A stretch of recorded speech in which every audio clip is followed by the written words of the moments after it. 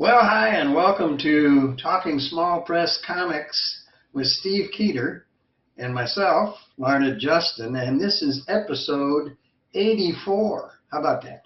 84 was 16 away from 100. The next episode will be 85.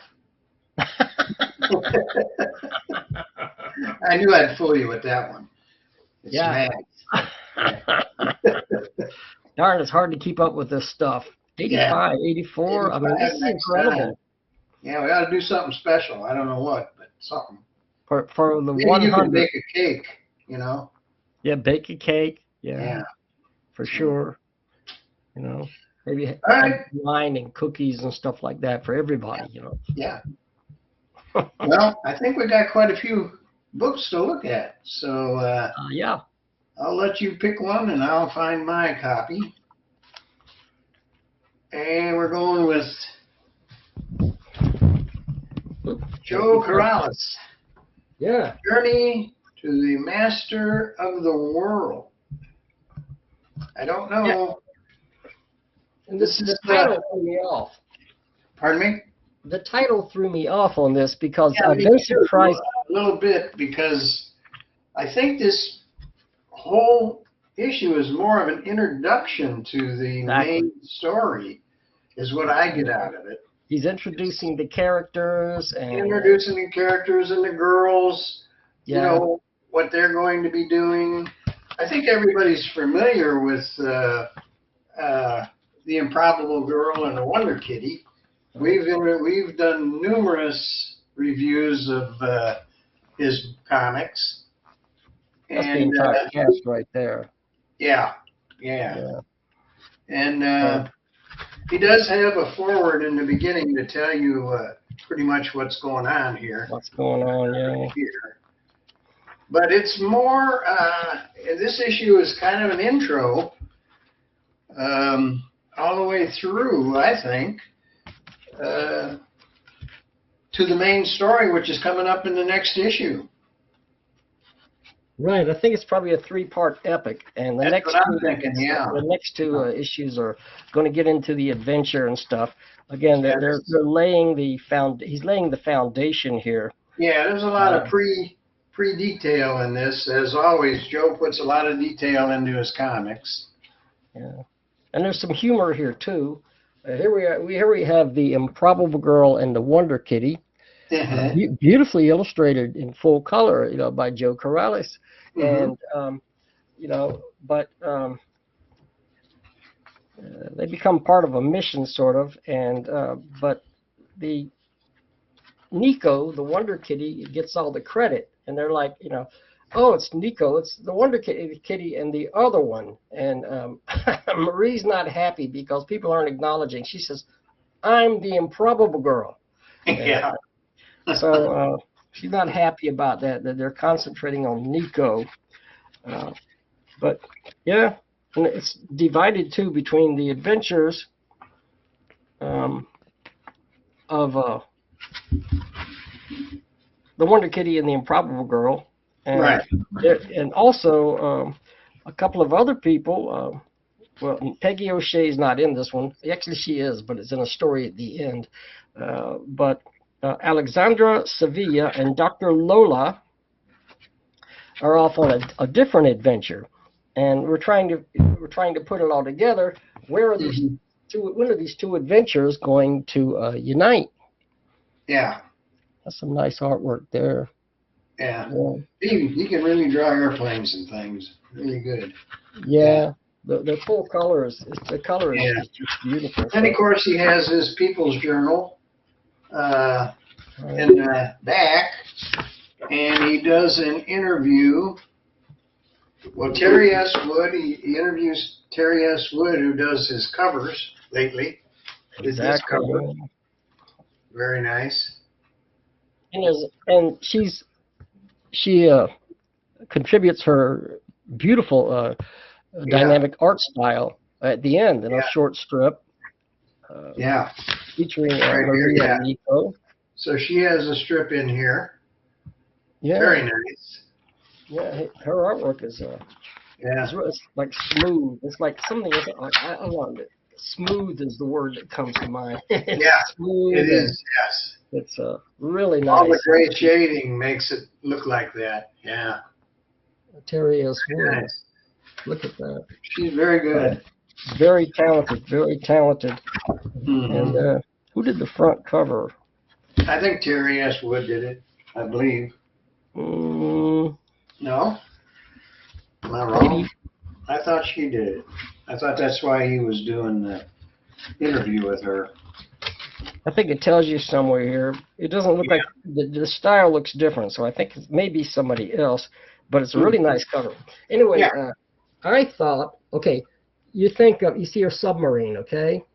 And we're leading up to this. We're leading up to this. They're going to be on board a submarine, and something Yeah, that's dramatic what I is think going too. to happen. Yeah. Now, I was thinking of two things. Voyage to the Bottom of the Sea, which Uh-huh. was a movie and then a TV series back in the 1960s about these people, about these soldiers and whatever on a submarine trying to survive, and they encounter all kinds of monsters and stuff on the way. The And I also think Nautilus? about Master of the World. Now, this is Journey to the Master of the World.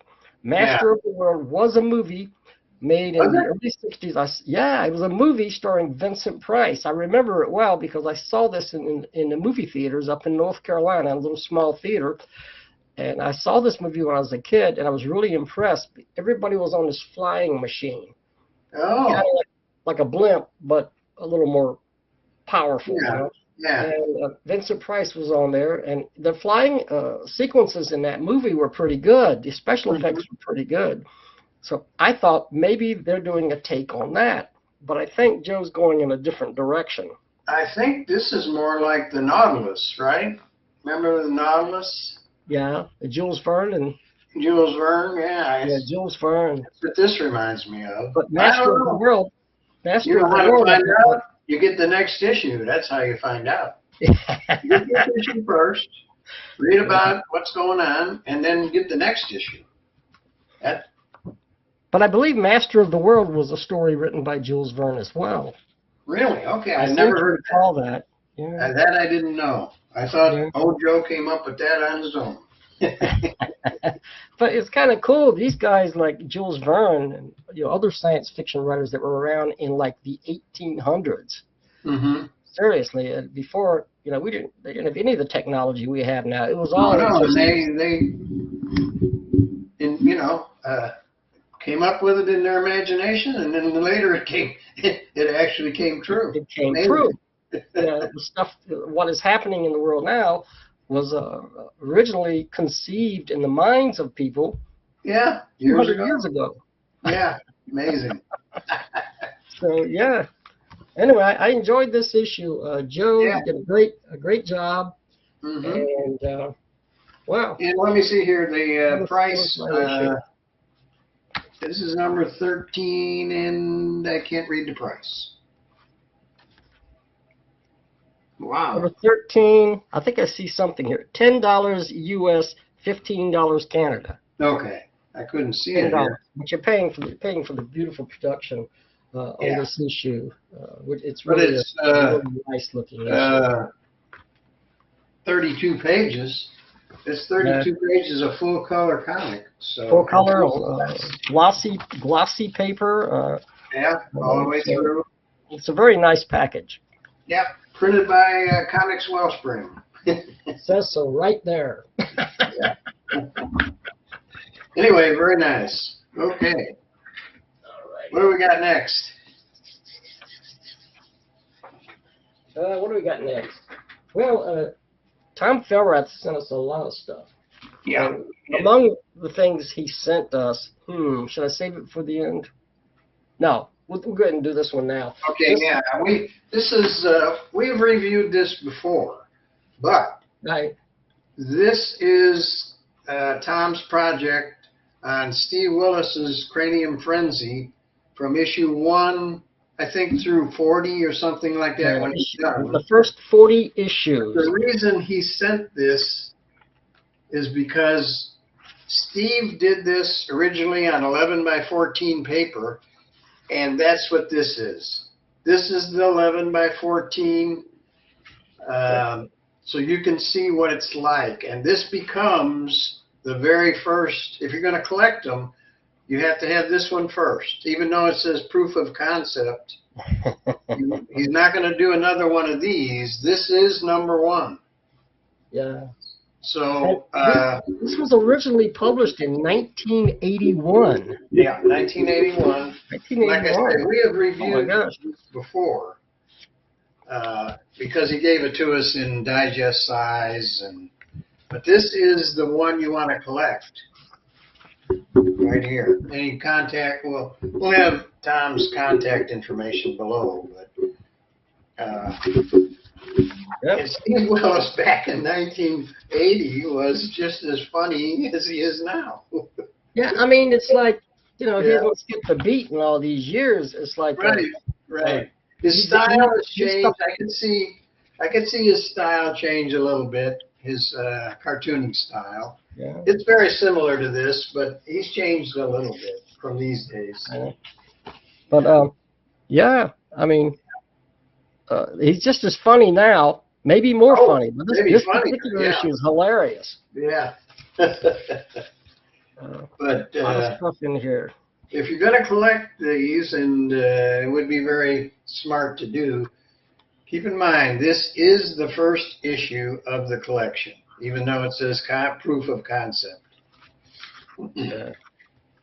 So, if you follow these, and Tom Fellrath is really he's really doing something amazing. Yeah. I believe even Steve Willis was surprised that Yeah. he wanted to reprint the entire series. Yeah, right. And, So wow. it may take him a while to do it, but he's going to do it. So Yeah. There's some great stuff. You can see Morty the dog pops in. But he wasn't called Morty the dog at that time. Morty was Mutt a or something different like name. that. Now I But the can't very find it. early days. Yeah, it it wasn't Morty the dog. It was another name, but I can't find it when I want to see it. Yeah. I saw it in here a couple of times. Yeah, I did too, because we did this before. We did show this. We mentioned that last time, right? Yeah. So watch the last episode we did about this, and you'll get the name of the dog. I think it was like Morty the Mutt or something like that. It wasn't Morty. It was a different name. Yeah. And I can't think what it was. Yeah. Okay. Anyway, that's that. And this one, how much is this? I don't see the price. I probably have to contact Tom. I don't see the price. Well, I mean, Steve Willis will do trades, so I'm sure if you send him one of your comics, one of your zines, and specifically ask for this one, I believe you'll probably get a copy. And it's really well done. It's really, as you said, in the original size, which is not a normal digest size and not full size. But I don't know if you can get it from Steve Willis. I think you got to get it from Tom Fellrath. Yeah, I'm sorry. You're right. Yeah. Tom Fellrath. That's Yeah, right. Tom Tom is a member of the UFO, the United Fanzine Organization, and you can see the symbol on the back cover. But you're right. That's where I think that's where it says the price in your in this. I'm looking at the indicia there. Right here, I think it says the price back here. I don't see it, and I'm working on it. I have to find out the price because this is going to be listed on the UFO checklist. I thought maybe it was in here, but it's not in this issue. Yeah. Okay, Tom, I know you're watching. And just let us know, how much. How much? If somebody wants to order, how much, and how do they order? Because this is it's classic. It's truly classic. Great piece of small press history. Even today, 81 was 91, 2001, 2000. It's like 40 some years later, it's still great. Still going.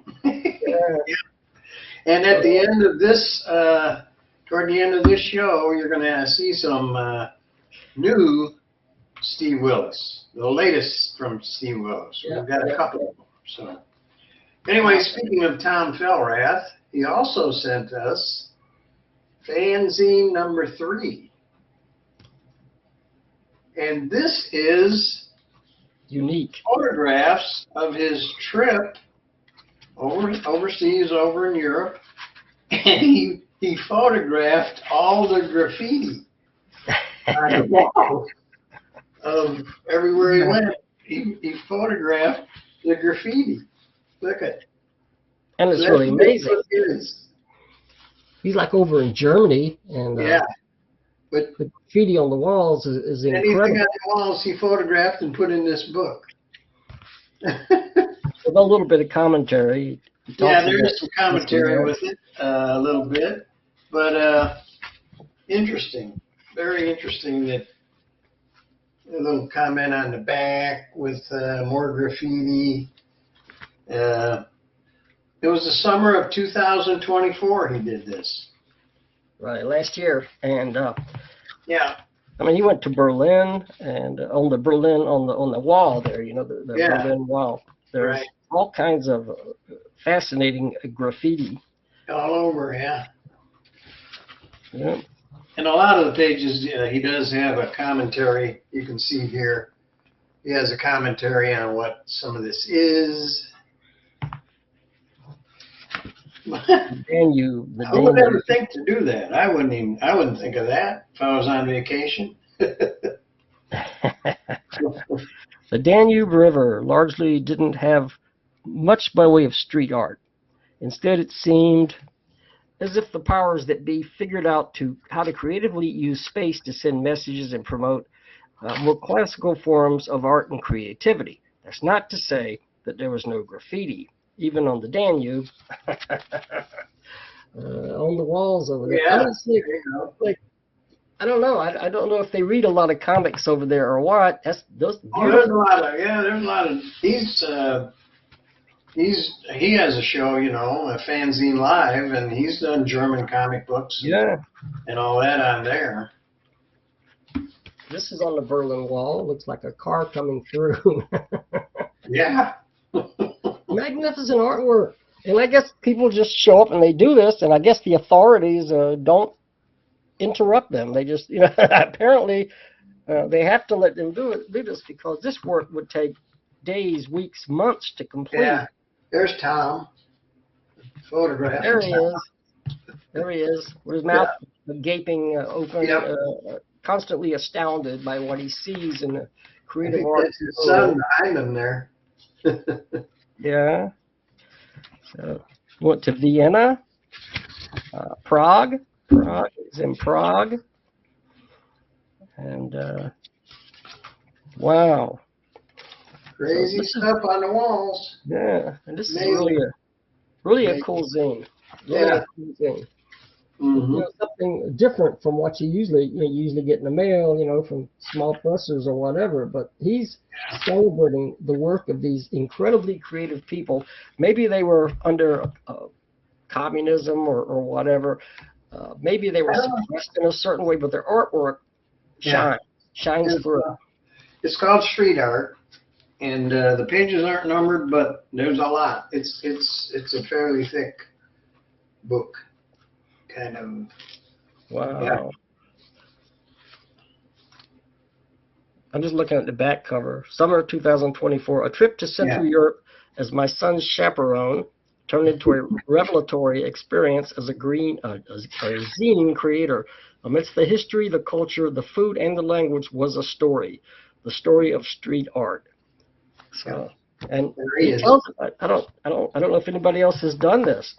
I don't think so. This is but this is fascinating. Actually, this is a collector's item. Look at this. This is incredible. Can you imagine the amount of work involved? The detail. Yeah. And this thing goes on, looks like for like 40 feet or something. It's just incredible. Yeah. Wow. So thanks for sharing that with us, Tom. Yeah, that was great. Appreciate that.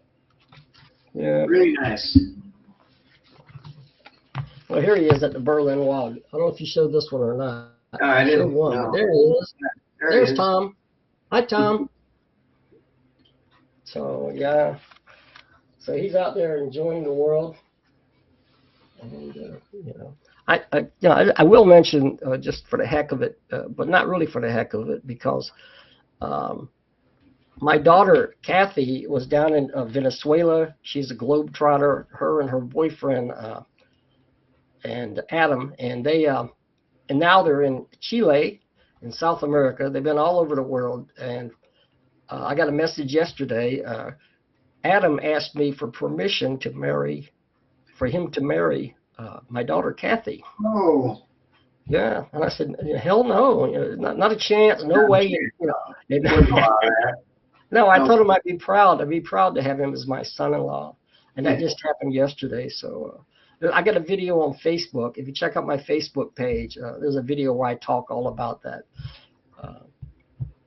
So yeah, there's love in the entire world, and there they are, and I'm very proud of them. I'm very happy for my daughter.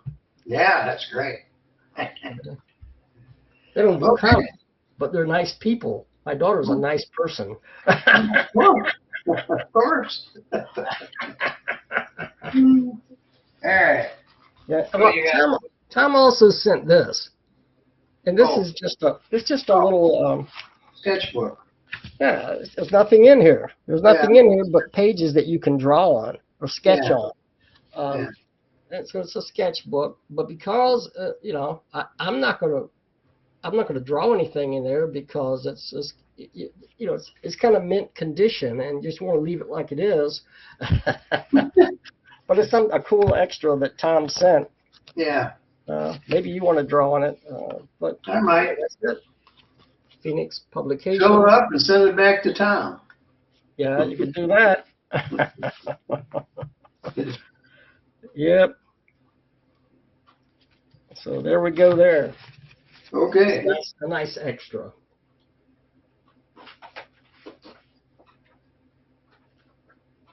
Okay. Next. Yep. We have another Yeet.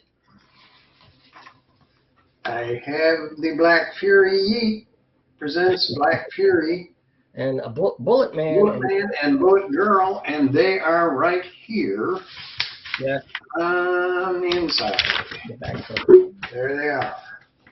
That's the Black Fury on the back cover. That's the Black Fury on the back, and this is the Bullet Man, Bullet Girl, and these are the Second City Sentinels on the bottom. Yeah, there they go. Yep. Little introduction there to these characters. They're very golden ages characters. Yeah. And the first story is Monstora. By Mark Rustick. Yeah, this is, how do you say? Oh, Rustick, yes. Mark Rustick did the artwork. He did everything, story art, finished lettering, everything. And he's an excellent cartoonist. Look at that. Very good. And what happens? Well, the girl is doing an experiment here, which kind of backfires on her and gets this stuff all over her. Yeah. And she then have sort of She-Hulk, except the She-Hulk she turns into Monstora and is not nice. Yeah. Not nice at all. Not a nice person. Not at all. Yeah. No. So it took over her personality and her size and everything when that stuff got on her. So they had to get the three superheroes to stop her. There's the three superheroes that we just talked about: Bullet Man, Bullet Girl, and the Black Fury. Yeah. They're going to have to stop her because she is tearing things up. Yeah, they got their hands full with her. She's not nice at all. She's like, no, there's a lot of now you die. Now you died, little man. Yeah, a lot of action, a lot of fighting, action scenes, very well done. Wow. All the way through there. And the heroes got pretty beat up here. Yeah. The story at the end is continued. It shows they're bringing in other superheroes because they're going to need help. I mean, she's quite a monster. Yeah, and this story is continued. As you can see down in the bottom panel here, it says right there that next, destroy all monsters. Destroy all monsters. Yeah. You remember that movie, right? Hmm? It was a Godzilla movie, Destroy All Monsters. Oh, was it? Okay, no, didn't know that either. Saw it in the theaters back in the 60s, you know. Oh, okay. Had Godzilla and Rodan and Mothra, all the Ghidorah, I believe, all those monsters from Japan. So Yeah. so yeah. Now here's another story. This one is by Larry Tobias. Right. Sorry, He's an E. excellent Larry artist. This guy. Tobias. Larry One Day in October. Tobias. And it's kind of a fantasy, you know. This is interesting because you have this lady. She's sort of like a sorceress. Yeah. And but she's very much about family, and you have these young guys asking her questions, and she brings them in as they go off on a spectacular mystical adventure where they're going through wormholes and to other sides of reality. Yeah. So Yeah, there's all kinds of things and once again, the art is great. Look at that. Yeah, the art is great. Larry Tobias or whatever. I'm sorry, Larry, if I got your name wrong. Yeah, well, that's what it looks like. Very, very nice. Yeah. Very, very nice artwork. And I just saw something from him also. That's quite a few pages. And also, that story is to be continued, so you're going to see more of that. So this is the team. Yeah. These kids and like their grandmother or mother or grandmother, and they're going off to kick some butt. They're going off into another dimension, and they're going to fight the bad guys. One guy here, he has a baseball bat. So yeah. The next story is going to be probably quite a bit of fighting. Yeah, this one. You got the same page. That's cool. Yeah. This is Brad Linder. Brad Linder. Right. Art. This is a werewolf story. Yeah, this is writer John Aaron Mundy, artist Kent Clark, and lettered by Michael Wagner. He's a friend of mine, and he's in.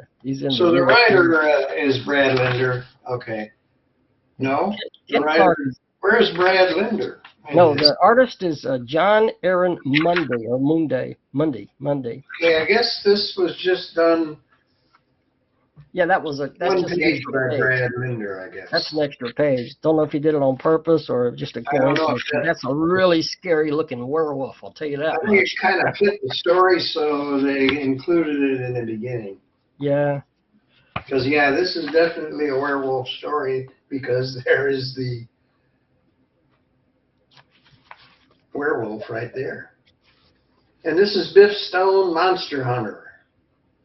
I like that name, Biff Stone. Biff Stone, yeah. Who can you count on if you're being attacked by a werewolf? Yeah. Call Biff. Biff will take care of it. Yeah, exactly. Again, great cartooning. Yeah. Really nice work. A lot of action in this one. Yeah. I'm a sucker for a werewolf story. Yeah, look at that. Wow. Yeah, look at the fight scenes. Yeah, great stuff. Wow. Great fight scenes. Yeah. And it's a nice story. It's not a long story, but it's just enough to get you into the action, to get you hooked, and make you want more. Yeah. So this is Yeet, Mike Jones' publication. Yeah, this is Yeet. And here's a little ad for if you want your design printed on something, add in there for that. AI. Print your AI art here. Mm-hmm. Print your designs on shirts, mugs, posters, and more. And there's an address to order that from. And our friend Steve Shipley has a story. Steve Shipley is back. Yeah, with his great artwork. Yeah. He has a story, and his story is by Ronald Carrales. Mhm. And Steve did the art. Really cool. Steve does the art on a couple of stories here. Called The Widow. Yeah, and it has to do with it's just sort of Wild West stuff, and there are bad guys around every corner, and I guess some of them were like you this can guy. tell the bad guys because you got tell. you know. Yeah. Good guys don't have patches over their eyes. That's right. They don't. No, this is the bad guy. So I guess I have to go back and read it again. Yeah, but I guess there is a little twist husband to died. it. There is a little twist to it, and you can see it right there. That is not a typical Wild West guy right there. He's a little different. No, now, what are you looking at? Because if you're looking at this story. Oh, okay. This is a switch in story. That's a different story. Although it looked close to the same, but it is a different story. Yeah, but that's a science fiction story. But this one is cool too. You know, the bad guys do in the end become apprehended. Yeah. And again, Steve Shipley's artwork. He's been around for so long. I mean, he's been around longer than me in small press, like a couple of years. This story goes on and is done by Tom Maley, art by Steve Shipley, lettering by Chuck Malley. Yeah, and this is Tom crazy. Malley and Chuck Malley must be brothers. Because this fungus gets loose on like a space station or something here. And, you know, there's all the people, you know, they're like, you know, they're there, they're happy on the space station until the fungus becomes unleashed. And they slowly start turning in to these savage fungus beings. Look at that. That's pretty scary. Yeah. Yeah. Yeah. I mean, it's like, you know, I got a fungus on my toe. Oh, yeah, well, that's nothing compared to this. Check this out now. Yeah. So, yeah, it's pretty scary. It's unnerving, unsettling. Yeah, looking over here, they're really getting attacked right there on the top. Yeah. Where are we at here? These guys are looking through a window here at their other people, you know, that they're there with the other inhabitants of the space station, and they're seeing them slowly being turned into these monsters. Yeah. And really disgusting monsters. I mean, really unnerving. You don't want to turn into a giant fungus. No. So, yeah. And then... Great art by Steve. Yeah. Oh, yeah. Over the years, he just gets better. It's like fine wine, you know? And then we have the last story, I think, in the book is this one, Peggy O'Shea Solo Adventure. That's her. Yeah, Peggy O'Shea, you know her from Joe Carrales' comics. Uh-huh. Peggy O'Shea appears in those. Yeah. Yeah, and she's off on an adventure. Yeah, and this was drawn by, let me see, kind of small print here. And I don't think it, oh, here it is. Written, drawn, lettered by Eddie Morgan, co-plotter Joe Carrales. Joe Carrales. He was involved in the story because it's his character. Yeah. But the artist is Eddie Morgan. Yeah, and she has appeared in Joe Carrales, The Improbable Girl, and The Wonder Kitty. In fact, in the latest issue, which we talked about earlier, it's mentioned that she's off on some other adventure, and that probably is this adventure. So, yep. Look at that artwork, though. Nice. Yeah. This guy is super. He's really good. Yeah. Yeah, wow. Like the line work and everything, and the tones. And, wow. Knows how to make it dramatic, you know, with the inking. Wow. Very good. Very good. Yeah. So this is a great issue. Lots of neat stuff in here. One of the best Yeets we've seen in a while. This was really nice. This is a good one. And then there's Yeet comments in the back here. And a pin up in the back. Let me see what this, I don't know if it says, but it looks like the Black Fury. Wouldn't you say that's the Black Fury on the back? Inside cover? The inside back? Yeah. Oh, and the back cover. The back inside cover. I think that's the Black Fury. Pretty sure. Looks like a movie. I'm not so sure. I think it's somebody else in a team of superheroes that they have. I can't remember the name of this guy. But you can see it takes place. You have these 1930s style gangsters and stuff. Yeah. And you can see that it kind of takes place back in the 1930s. Yeah. I don't think it's the Black Fury. I think it's another character. But there was a team of these characters that Hard pop to up. tell because the Black Fury on the back cover is in full color. Yeah. But it's very close to them. The Black Of course, Fury. all superheroes are very close. They all look very similar. The Black Fury with Miss Fury. Hmm? Miss Fury. She is Miss Fury. Oh, I see. Okay. That's on the back. Yeah, but I don't think that's not a woman there. No, the guy is a guy, and yeah, if you're looking at the other page, yeah. So it was definitely Yeah, no, I know another that hero, and I recognize this hero. Maybe from a recent Yeet, but that was not the Black Fury. I can't think of the name of it right now. All right. Anyway, nice drawing. Very nice. The artwork is I don't know excellent. exactly who did that. But, Artwork is fantastic. So. So a great issue. And here's the interesting part. 12 cents. It's not right. He likes to put that on there because it's retro. But, yeah, it's retro. That is not 12 cents. I remember when they cost 10 cents for comic books. Yeah. Us old geezers, we remember this stuff, we were there. These pages aren't numbered, but this is a pretty thick issue. So. Okay, if you look on the inside front cover to the sheet, down at the bottom they have a team of heroes. Now the one you were talking about, I believe, is this one. You see that?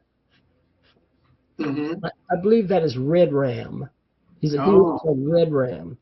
Okay. And, yeah, I just found this, so I looked out. But they are the Second City Sentinels. Yeah. Yeah. Dark Glove, Red Ram, Black Shadow, Sparkman, and Madam Justice. Yeah. Yeah. So. Okay. Got to keep up with this stuff, Yeah, you have to. Got to get the book to keep up with it. That's right. Yeah. Yeah. So we've got Tech Turn 4. I think it's Taciturn. I had to look online. I had to go on Google to figure out how to pronounce this. Taciturn. Taciturn. I heard they showed the pronunciation in English and in British English. And what does it mean? Taciturn. What does it mean? I don't know. I forgot. You looked up the word to pronounce it, but not what it was. I can find out. I have a phone right here. Look at the Brad Foster on the back. Oh, yeah. Fantastic. Yeah. I think if I'm right, this is a lot of reprints of Kurt Erickson's work and other people, but it's a lot of it apparently has been in books before, and it's kind of collected in here. Isn't that what you got out of this? I think that's. I've known Kurt ever since the early 1970s. He was one of the original members of the United Fanzine organization, the BPP, at that time. And so Kurt was chairman of the UFO for like several years. And then eventually he kind of left, but he left a lot of stuff unfinished. Oh, okay. What these are, the stories in Uh-huh. here, are unfinished stories that he did. Okay. Yeah, some of these are from the 1970s, but they've never Wow. been printed before. Okay. Yeah. I thought they were maybe printed in other books and he collected them in here, but The Larry there is Johnson. a Lou Brown, Larry Johnson story in here too. Yeah. Now, this one may have been printed before. I'm not sure about that one. Yeah. When Kurt went on hiatus, Larry never stops. He never stops. He keeps publishing and publishing and writing and drawing, and he's just great, you know. But yeah, we got the Lou Brown story. Now, I will say that in some of the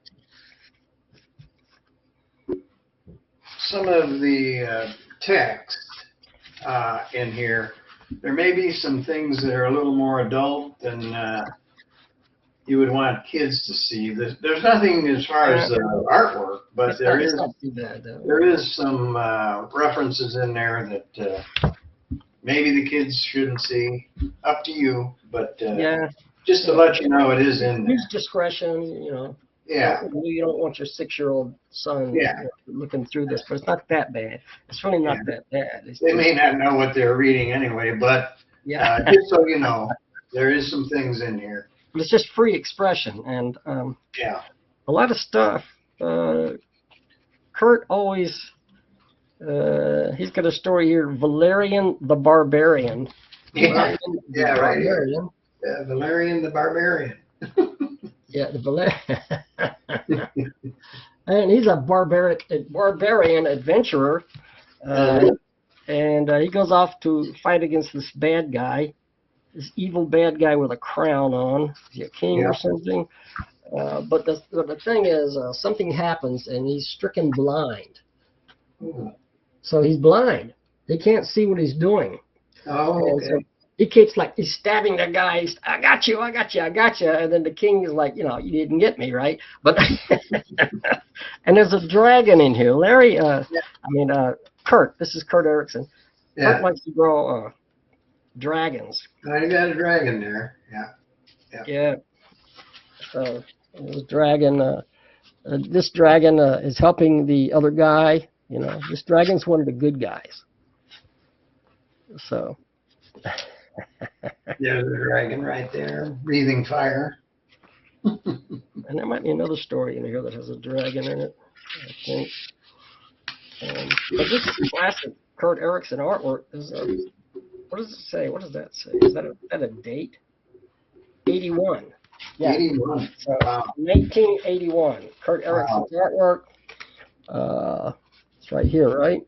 Yeah, it stands the test of time. Hmm. Stands the test of time. Kurt's great. We met him. Finally, I met him after 50-some years. I finally met him in person when,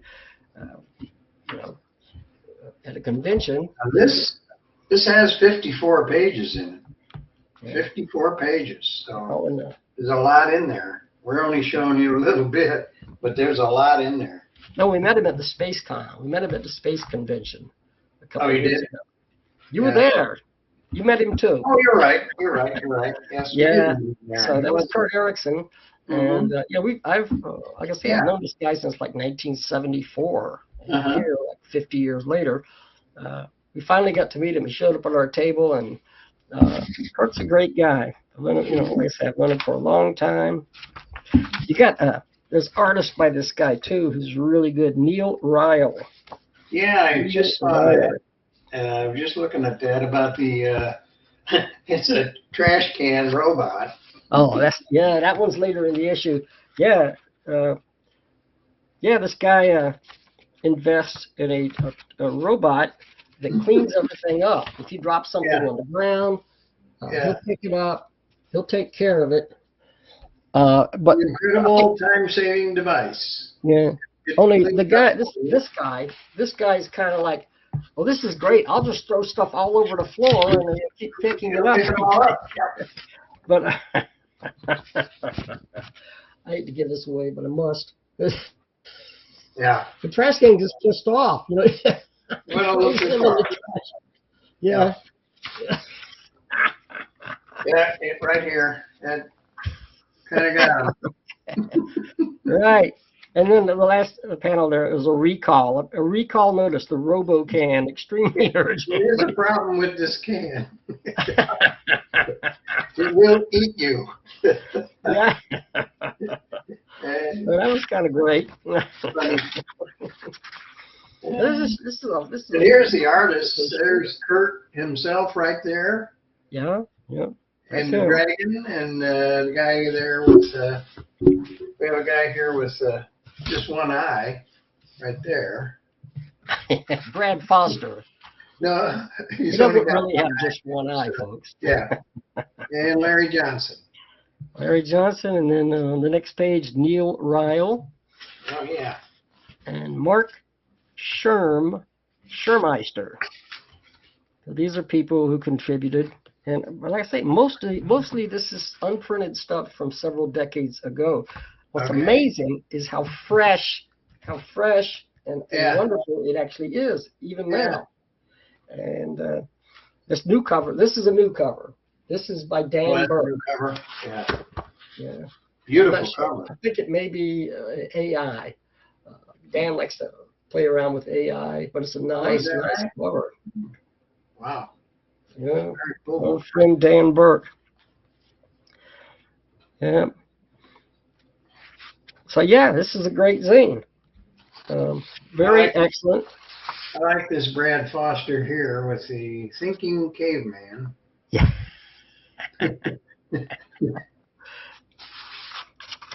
Yeah, some of that stuff is pretty funny. Yeah, the thinking caveman, hungry now. He hits upon the concept of time. So he goes, hungry now. So he's living in the moment. He's living Yeah. ready for a cheeseburger or something there. So good. And that's Kurt Ericksen, my old pal Kurt Ericksen. I got a quick mention here, real quick. This we've done before. This comic has been. This is a second printing of Shelter Dog, and it's Jason DeGroot's project for helping out stray dogs, basically. Yeah. But this is a new cover. The story is the same. We've done the story before. We did review it because I know that Shelter Dogs is a terrific zine. It's Very the same story, but emotional. Terry Flippo did this cover for him. Okay, Terry Flippo, you bet. I just wanted to show that if you hadn't gotten one, you can get this one, but this is the second printing. So Okay. I didn't get that one, but I still have the first printing, so I'm happy. yeah. Okay, I think we're getting towards the end here. Yeah. Uh, See what I you will mention this book that was put out by Steve Keeter. Of course. This is by Just recently. somebody by the name of Steve Keeter. Yeah, did I this. know that guy. This is Mantra, number 13. 13. Yeah, This that cover is by 13. Keith Newsom. Keith Newsom. Keith Newsom did the cover. So a little, you can, Keith is one of the most talented, the most incredible, really one of the, he's the there is a figure here in the alternative comics. right here. There's a figure that's shooting that gun. Yeah, a little hard to see, but anyway, yeah, very cool. I see the Mantra. 13. Yeah, so that's Keith. And Keith also has a story in the issue. Mm-hmm. Looks like this. Yeah. I can't find it, but I know it's in there. It's towards the middle there. Yeah. So Mantra is whatever I want it to be. I mean, this is published by this guy right here. If you want to see the guy who publishes this. Oh yeah. There's a There he picture. is right there. That Yeah. guy. It's pretty much Mantra is not a comic zine. It's not a text fiction zine, but it has a mixture of everything. Oh yeah, and there's this Got one of the premiere pieces in here is done by yours truly. yeah, Trying to find What that. do you Okay, see? These two guys. here we go. Thug and Groin Yeah. by Larned Justin. Mm-hmm. Yeah. There you go. Yeah, and but Larned And did then other also here is Alan Freeman, who wrote a text story, a couple of pages long, very small print, Steve, very small print. Yeah, it was kind of small. I was trying to fit it into a Squeeze it in I don't there. know, it was a concise issue. I didn't want it to be too long. Yeah. I had so much material that I've split it into 2 issues. This is number 13, and 2 months from now, number 14 will be out. But yeah, it was kind of small. But there's the artwork by Alan Freeman right there. Here's his artwork. Yeah. Yeah. Now, a couple of my favorite pillows in the zine. We have a letter column. Well, there you go. This Larned Justin guy keeps popping up. Alice Cooper. Well, wasn't that Larry Blake said that each issue should have Alice Cooper in it? Yeah, in the early days, he always sent in an Alice Cooper element. And then he said, that's it. Alice Cooper has to be in every single issue. So I asked you, and I better get it in there. Yeah. And look at this. Oh, yeah. That was my really nice ode to Robert Crumb right there. That's you might recognize those 2 guys, the one with the mustache and then the other guy with the hat and the beard. Yeah. And then there is Chuck Bunker. Yeah, and you're showing that. I will show you the back cover, or the inside back cover that Chuck Bunker also did. Oh, yeah. And those same 2 guys that were in that previous LO appear in this one. Look at the likeness he gets. Very, very good. Pretty good, yeah. Chuck's very, very talented. You can see the hat right there that I have. Same hat on. Yeah. So, yeah. And we're talking about the Talking Small Press comic show, which some of you may have seen. And this is Chuck right here. Put himself into the LO. So I'm glad to finally get this out. And where were we? Oh, you were talking about Chuck's story. Chuck's story here, which is the generic man. Geriatric man. I can't say it. Geriatric man. He's like 99 years old. He's 99, yes. And he's, it's all about Valentine's Day, and he's trying to get a date here. I was trying to have it out by Valentine's Day, but I kind of missed the deadline. Not once, but twice. It was supposed to come out a year ago. Yeah, sorry, folks. I hope you enjoyed anyway. But yeah, Chuck's very, very talented. Yeah. And, Geriatric Man is one of the guys he created way back in the 1980s. So he was 99 years old then, and he's still 99 years old. But the girls are not thrilled with a 99-year-old guy, even though he's a superhero. Not going to work out for the girl. Not going to do it. Anyway, so I got this out. I've been working on the UFO newsletter every 2 months for a long time. There we go. And who is that musician there? You might recognize him. Van Morrison. Yeah. That shows you, Larned can draw in all sorts of styles. This is a very realistic illo of the great singer Van Morrison. But Larned He's one of my favorites. Yeah. But he can draw cartoony style. He can draw realistic. He can paint. I've seen some of his paintings when I went to visit there. You are multifaceted. Yeah. Oh, yeah. Oh, and I will mention this too. I have a cousin who's an excellent artist.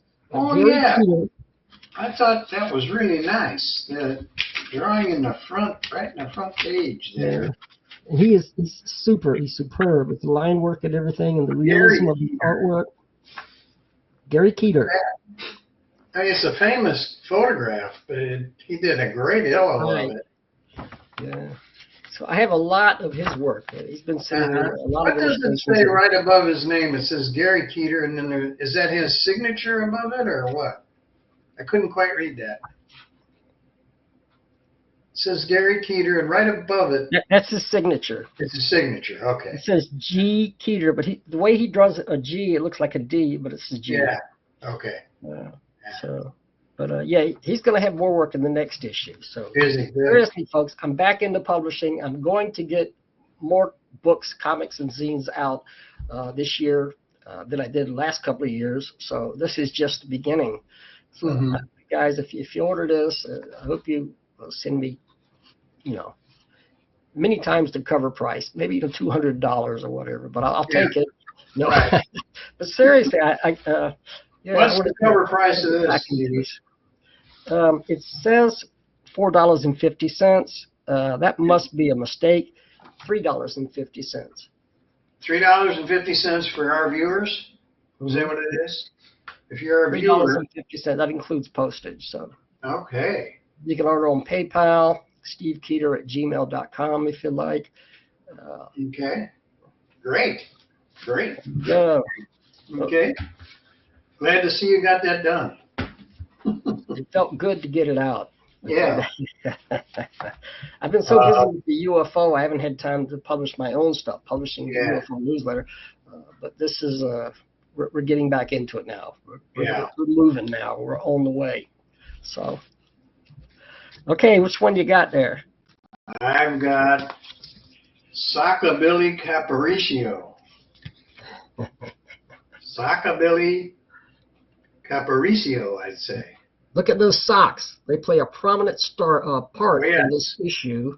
Yes. Steve Willis, Jam comic.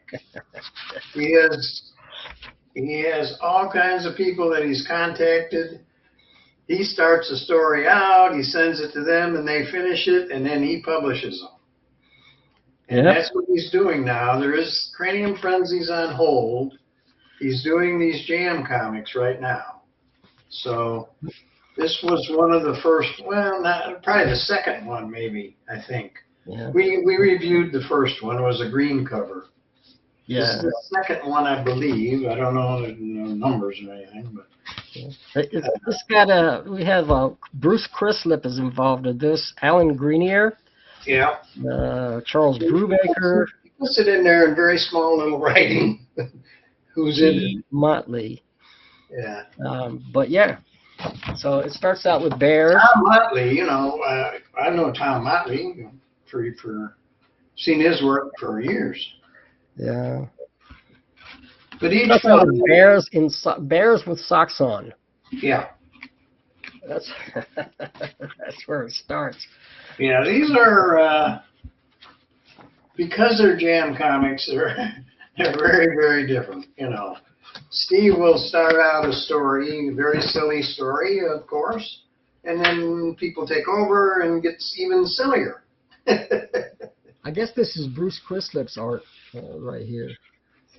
Sometimes it's difficult to tell because a lot of times the artist will emulate Steve Willis's own style.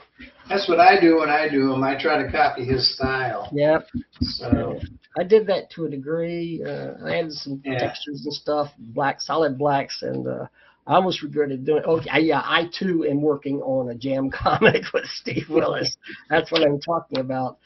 Yeah, I have it right here. And, I mentioned Tom Motley. I could tell that was Tom Motley a mile away doing that. Yeah. Yeah. Tom Motley, pages 15 to 18. Oh yeah, look at that. Yeah. That's an incredibly complex page. Yeah. That's super nice. Yeah. And just pulled out the stops on that one. Yeah. Yeah. So, but yeah, you got Alan Greenier, Alan Greenier, Mike Cody Greenier. Maybe that's his son or something. Mike Cody Greenier. Well, this is some of Charles Brubaker's artwork. Yeah. The thing is that what Steve does with the story when he collaborates with somebody, I'm going to find it here in a second. I don't know if you can see this, but he puts his initials and then the guy he collaborated with, their initials. At the bottom of the page. At the bottom, yeah. So you got to kind of look back in the front to see who it was. So, but they're all listed in the front. So. Yeah, when I got a note from him. We're working on this comic, and he said, "Don't forget to sign at the bottom of the page." Yeah, he wants you to sign what you did. Yeah. Yeah. Some people don't, but he wants them to. So that was that one, and then we have the next one, which is Amusa Comicso. Amusa Comicso. Yeah.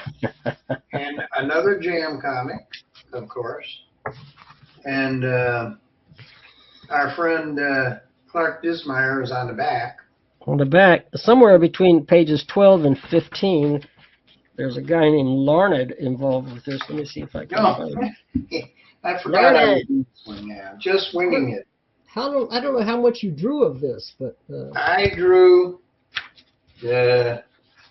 It looks like him. He would draw a page. He did the first page, and I did the second page here. So you did this so page here. That's me over there drawing. I swear you can't tell the difference. I told him this is a license to be able to copy his work. I love it. I'm a great copier, so I can do it legally, copying his stuff. Yeah. Did you draw the next two pages, or did he drew the next page over here, after. And I drew the one after that. That's fantastic. He did this page, then I did the next one with the guy bent over in the bottom of the panel. Yeah. Two geniuses, folks, side by side. Here we go. But seriously, Larned did a fantastic job here. Kudos to Larned. Yeah, that's great. Yeah. And there's other people involved here. Oh yeah. M. Elias Ebert. I don't never heard of him, but if you want a real challenge, real nice. Try and do one of these. He'll send you the first part, and you got to finish it, or do the next page. Yeah. And Steve will throw you a curve, a big one. Definitely. Yep. It's like it throws out the most absurd premise you ever encountered to start a comic. He says, "Okay, now it's your turn." You got to follow that. Yeah. Steve is a genius. He really is. Oh boy, very funny. Funny stuff. Who's this at the end? But you can't, as we've said many times, you can't buy the comics from Steve. You have to send him a trade of some kind or some stamps, and then he will put you on his mailing list forever. We got Clark Dismeyer here at the end. Clark Dismeyer on the back. Mushy the Mushroom. And we love Clark's work too. So these are Jam comics, but they're fun. Like I read this particular issue, and I couldn't make a lot of sense. I know. I agree. Like, what's going on? Yeah.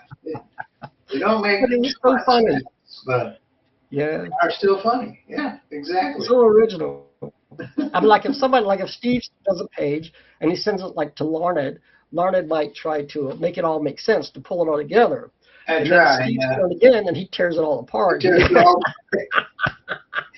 Throws you another curve. Yeah. So you gotta, I don't know, you gotta be talented. You gotta be witty as well. So that's Steve Willis. Okay. Oh, I got this from this guy. Yeah. This is from Larned Justin as well. I don't have my copy in front of me. I didn't know you were going to do that. Yeah, they have two copies because you sent me the you sent it to me by message. Just the middle there, the middle. I can't tell you. I mean, it's only 4 pages, but I still can't tell you the end. I will say that this guy's walking along and whistling, And then he realizes his shoe is untied. Yeah. And Then he ties his shoe on the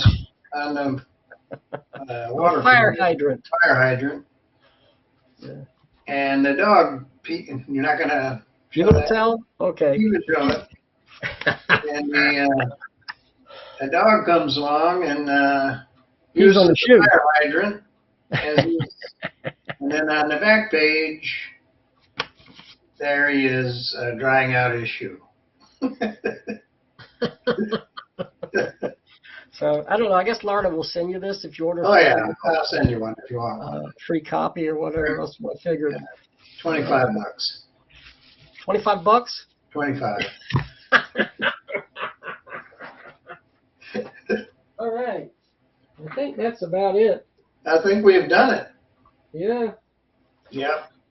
It's great to be back. Sorry, we were going to be back. 4 is in the books. Wow. Yeah.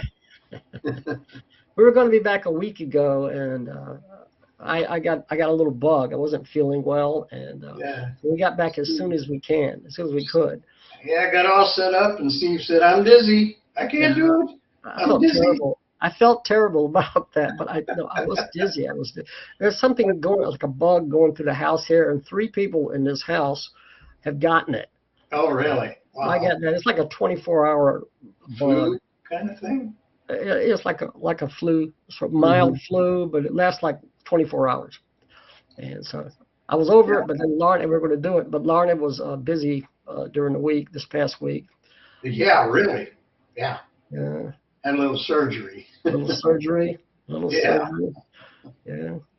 I went to the dentist, the periodontist this past week. I went there because the hygienist, when I had my teeth cleaned, she said that one of my teeth, it looked like there was an infection and they might have to pull it. But I went there and they had the periodontist there, and he looked at it and he says, "It's fine. There's no problem. Your tooth is fine." So that made me happy. You know what? I was there for 5 minutes. I waited in the waiting room for 25 minutes. I went into there and I'm like worried because I figured they're going to pull it, you know. And the guy said, "It looks fine." I said, "Am I finished?" He says, "Yeah."